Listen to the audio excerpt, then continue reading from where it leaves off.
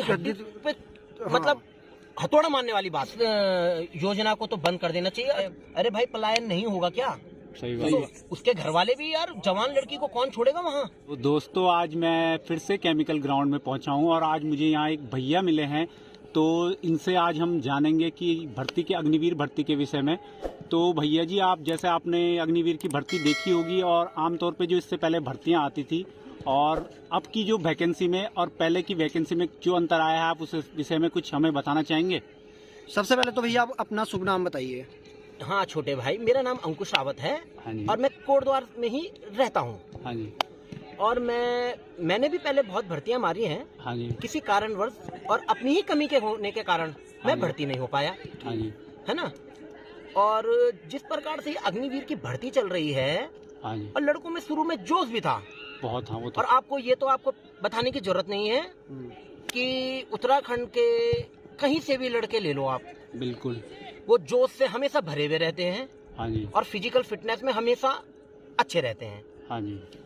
तो जोश तो शुरू में लड़कों में था, लेकिन वो खरे नहीं उतर पाए। हाँ जी। क्या है उसमें, आप मोदी जी जो ये अग्निवीर लाए उसके उससे देख लीजिए, और क्या है वैकेंसी के उससे देख लीजिए। हाँ लड़कों का बहुत मनोबल टूटा जब से भर्ती का निर्णय लिया गया है कि हाँ। अग्निवीर लागू होगी, तब से लेकर के और अब रिजल्ट आ चुका है बाहर होने तक, लड़के शुरू से ही सताए गए हैं। बिल्कुल। पहले बोला इतनी वैकेंसी आएगी, और जब ये ऑन ग्राउंड रिजल्ट आया है तो मुझे लगता नहीं है कि 172-73 से ज्यादा जीडी में हुए हैं। लैंसिडॉन एआरओ की बात करें तो बिल्कुल सही बात है। तो ये तो एक किस्म से देखा जाए तो बच्चों के साथ छलावा है ना? मतलब सरकार ये खुद चाह रही है कि बच्चा प्राइवेटाइजेशन में जाए। जी बिल्कुल सही बात है। और मेरा ये मानना है कि फौज को छेड़ना, जी देश की सेना को छेड़ना बहुत मतलब एक बहुत नीच कदम है। देश की रीढ़ की हड्डी कम कर, रीढ़ की हड्डी पे मतलब हथौड़ा मारने वाली बात है। सही क्योंकि एक देश सेना और सोने से ही जाना जाता है। बिल्कुल। और सेना को छेड़ना, वो भी इन्फेंट्री को, तो मैं कहता हूँ ये बहुत दुर्भाग्य की बात है। है ना? दुर्भाग्य की बात है। आपने जैसे देखा होगा पहले यहाँ पे ग्राउंड में काफी लड़के मतलब अपने फिजिकल की तैयारी करने के लिए आते थे। अब जैसे काफी सारे लड़के जैसे खेलते हुए ही नजर आ रहे हैं या बैठे रहते हैं, तो जी। आपका क्या कहना है इस बारे में? देख छोटे भाई, मेरा ये कहना है कि भर्ती के लिए तैयारी करना और अपने फिजिकल के लिए तैयारी करना, फिजिकल फिटनेस के लिए तैयारी करना, they both are two different factors. है ना? ये दोनों अलग अलग पहलू हैं। क्योंकि मैं भी अब फिटनेस के लिए तैयारी कर रहा हूँ, तो मेरे अंदर अब वो नहीं है कि 4 चक्कर मारने हैं, तेज मारने हैं। अब जो लड़का, छोटी उम्र का लड़का भर्ती के लिए आएगा, जिसको मतलब दौड़ निकालनी है, तो वो तो अपना तेज राउंड मारेगा। और फिजिकल फिटनेस वाला तो आज नहीं भी आ रहा है, कल आ रहा है, सवेरे आ रहा है, किसी भी टाइम। लेकिन एक फिजिकल फिटनेस के लिए जिसको आर्मी की तैयारी करनी है, किसी उसकी तैयारी करनी है, इवेंट की तैयारी करनी है, तो वो अपना कष्ट खा करके दौड़ेगा।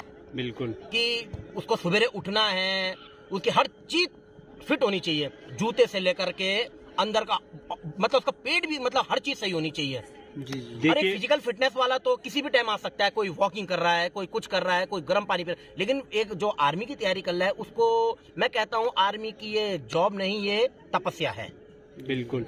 आर्मी की जॉब को मैं तपस्या से ही वो करता हूं। देखिए, हमारे बीच भाई जी ने बहुत बड़ी बात कह दी है। तो यही तो हमारा प्रश्न है कि अब जो ये युवा है अग्निवीर के लिए उस प्रकार की तैयारी कर रहा है क्या? नहीं, मुझे तो नहीं लगता है छोटे भाई, ये मुझे नहीं लगता है कि पहले जैसा लड़कों में जोश था। पहले कई लड़के ऐसे थे कि जो मतलब आज कई बार बाहर होते थे, कोई चेस्ट में बाहर होता था, कोई रिटर्न में बाहर, तो अगले दिन फिर से करने फील्ड में आते थे। बिल्कुल। लेकिन अब मुझे ये नहीं लग रहा, अब लड़के कोई कहीं निकल गया, कोई कहीं निकल जा रहा है, कोई कहीं निकल जा रहा है। नहीं, मुझे ये जोश बहुत कम लग रहा है। और मुझे ही नहीं, ये हर जगह ही ये जोश कम हो चुका है। बिल्कुल। अब जैसे इस बार एक दिक्कत और आई थी कि ओपन बोर्ड को लेके, कि ओपन बोर्ड के जितने भी युवक थे उनको भर्ती में रेस निकालने के बाद भी उनको मतलब बाहर कर दिया जा रहा था। तो इस विषय में क्या कहना है आपका? मतलब कि युवाओं के साथ सही है कि अगर ऐसा था तो उनके एडमिट कार्ड ही नहीं बनाते? देखो, इसमें तो मैं ज्यादा कुछ नहीं कह सकता, क्योंकि ओपन बोर्ड, कोई भी बोर्ड, मैं ओपन बोर्ड का ही नाम नहीं लूंगा, कोई भी बोर्ड अगर किसी भी बोर्ड में अगर आप दोबारा एक ही आदमी के 2 कागज होते हैं, डॉक्यूमेंट होते हैं, तो वो एक किस्म से फ्रॉड माना जाता है। जी। लेकिन जो पकड़ा गया वो चोर, जो नहीं पकड़ा गया वो ठीक है। आज से पहले कई लड़के ऐसे हैं जो ओपन बोर्ड से भर्ती हुए हैं, जी। है ना, आज और भी देश सेवा कर रहे हैं। आज भी देश सेवा कर रहे हैं। सही बात और है। अच्छा कर रहे हैं। सही। लेकिन इस बार देखो, हर बार गाइडलाइंस चेंज होती रहती हैं, तो मैं इसमें इतना ही बोल पाऊंगा, ज्यादा मैं इस बात को बोल नहीं सकता, क्यों, है ना। जी बिल्कुल। तो जैसे ये अभी आपने बागेश्वर वाला कांड सुना ही होगा, जो एनसीसी सी सर्टिफिकेट वाला युवा था, वो 172 वैकेंसी में उसका नाम नहीं आ पाया। एनसीसी सी सर्टिफिकेट होने के बावजूद 100 नंबर का भी फिजिकल था, और जैसे 100 नंबर का फिजिकल, फिर भी उसका नाम नहीं आ पाया। तो उस विषय में आप कुछ, या तो मतलब फौज को कह देना चाहिए कि एनसीसी सर्टिफिकेट होने के बाद भी आपको रिटर्न की तैयारी करनी चाहिए, तो वो युवा उस प्रकार की तैयारी करता, तो ना उसे रिटर्न देने दिया गया और सी सर्टिफिकेट का उसे लाभ भी नहीं मिला। लाभ भी नहीं मिला। देखो मेरे भाई, पहले तो उस लड़के के, मैं नाम तो उसका नहीं जानता हूँ, हाँ जी, लेकिन मैं कमलेश गोस्वामी करके, कमलेश गोस्वामी, हाँ जी, बागेश्वर, भगवान उसको अपने चरणों में जगह दे, हाँ जी, और उसके घर वालों को इस घड़ी में सहन शक्ति की जगह दे और अपने साथ रखे, है ना। तो देखो अब उसके साथ क्या हुआ, अभी हम तो एक पहलू को देख के बोल देते हैं ना मेरे भाई। अब ऑन ग्राउंड क्या हुआ है, क्या उसके डॉक्यूमेंट्स थे, वो तो वहीं पे पता होगा, है ना। लेकिन अगर ये ऐसा हुआ है तो ये बहुत दुर्भाग्यपूर्ण है। और ऐसा, हाँ, मैं ऐसे देश के हर लड़के को, हर जवान को, वो क्या है, वो भर्ती से ही नहीं, किसी भी संकट में है, मैं ये कहना चाहूंगा, ऐसा गलत कदम उठाना तो ये नकारा है ना। कैसे कैसे करके यार मजदूर भी अपने बच्चों को पाल रहा है ना। तो ये तो बहुत, इसका मतलब उसने अपने आप को फौज के लायक ही सोचा था, बिल्कुल, है ना। फौज से भी तो अच्छा है। और इसको मैं फौज को नीचा नहीं दिखा रहा हूँ, मैं सिर्फ ये कहने का मतलब ये है कि फौजी नहीं है ना, बिल्कुल, हर आदमी फौजी थोड़ी बन रहा है। सही है ना। आपके साथ के, मेरे साथ के हर कोई फौजी थोड़ी बने। सही बात। कई तो क्लास में ऐसे भी बच्चे होते थे जो फेल होते थे, लेकिन आज अच्छी जगह में है, है ना। तो ये है कहना का मतलब कि इस मतलब ऐसा गलत कदम कतई भी ना उठाएं, जिससे अपने घर वालों के बारे में तो सोचे कोई थोड़ा। जिस प्रकार से उत्तराखंड के एक युवा का सपना होता था अपना कि फौज में जाके देश सेवा करेंगे, और उत्तराखंड का अगर एक तरीके से लगा ले जाए तो रोजगार का एकमात्र साधन फौज को ही कहा जाता था। तो अब युवाओं का इससे भी अब मन उठने लगा है। तो आगे अगर इसके लिए कोई पहलू है जिसमें अब युवा अपना आजमा सके कि मैं इस लायक हूँ या कहीं जाने की, उत्तराखंड का तो एकमात्र रोजगार का जरिया फौजी था।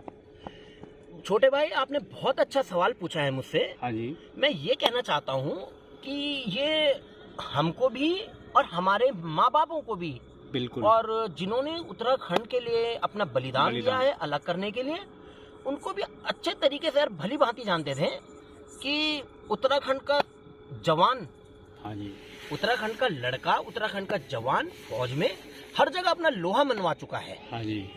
क्या है, आप कोई भी युद्ध ले लीजिए, है ना। हाँ जी। तो मैं यही कहना चाहता हूँ कि सबसे पहले एक पर्टिकुलर अपने अंदर से जागरूक होना पड़ेगा। जैसे किसी प्रकार से लिखा रहता है ना कि सफाई अभियान। हाँ जी। तो जब तक अपने अंदर से ये नहीं निकलेगा ना कि मेरे को कूड़ा नहीं करना है, हाँ जी बिल्कुल, तो तब तक सफाई अभियान कुछ नहीं होगा।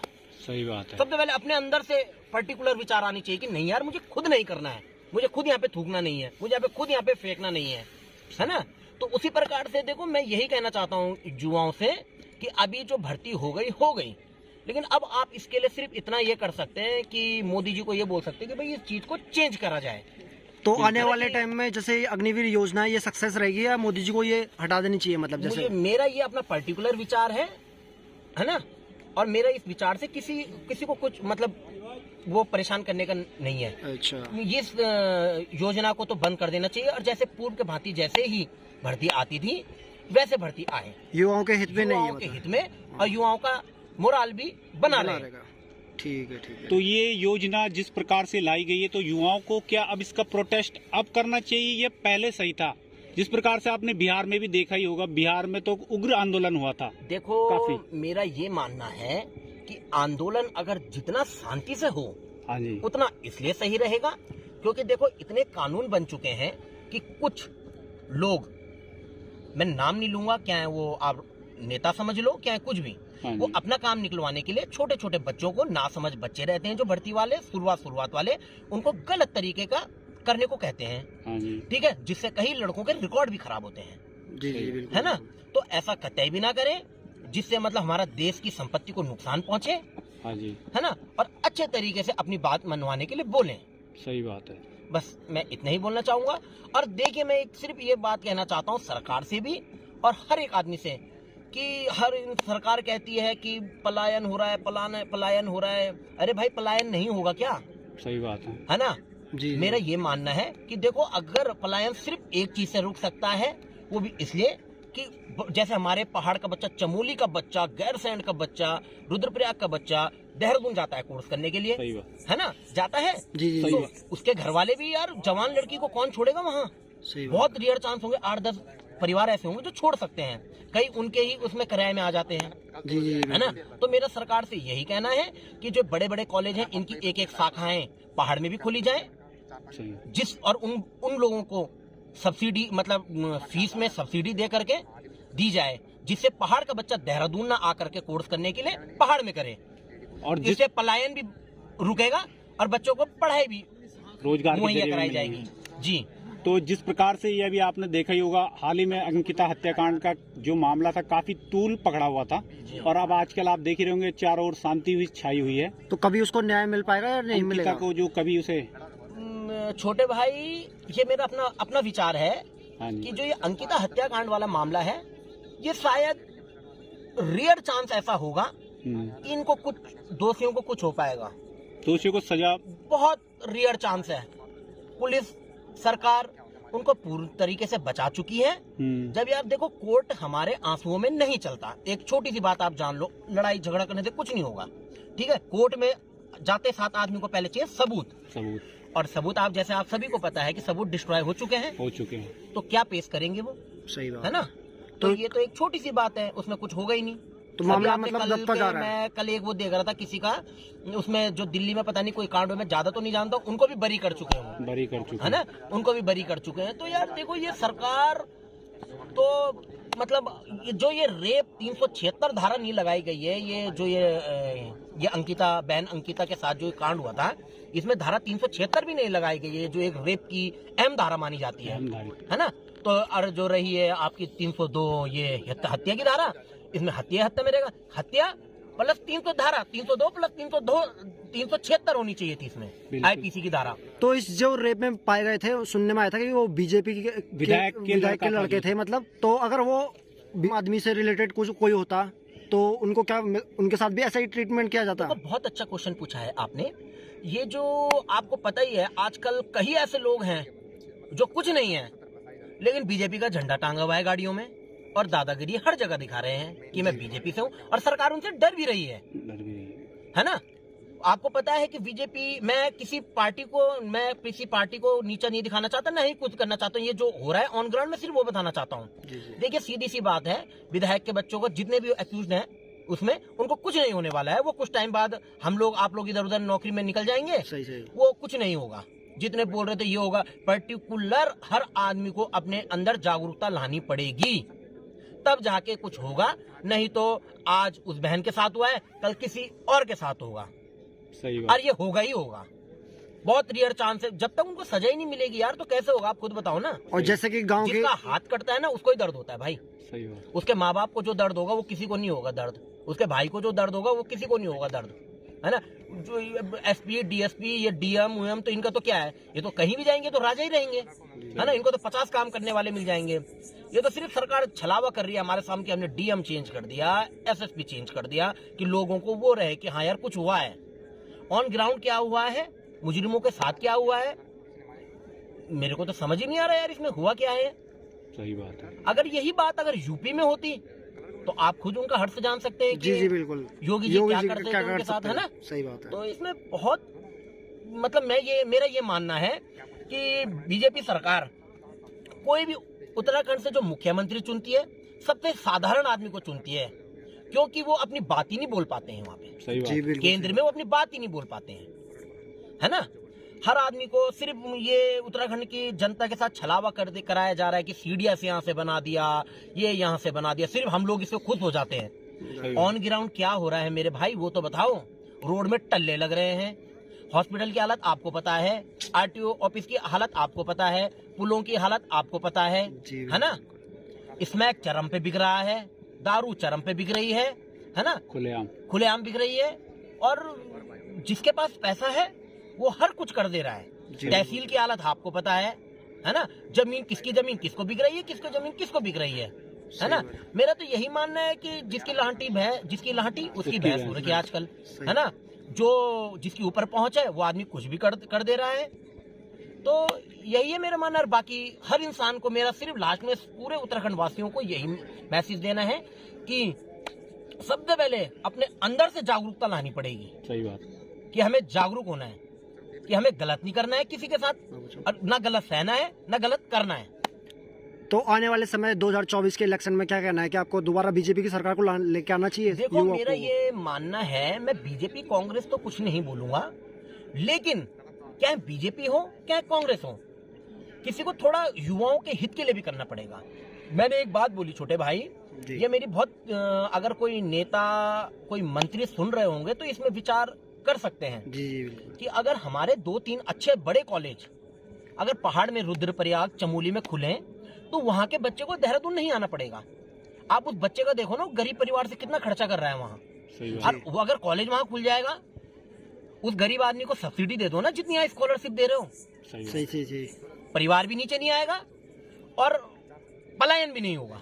जी बिल्कुल सही। और रोजगार के अवसर भी बढ़ेंगे। लेकिन नहीं, नेताओं को तो देहरादून ही पसंद है, तो कैसे होगा।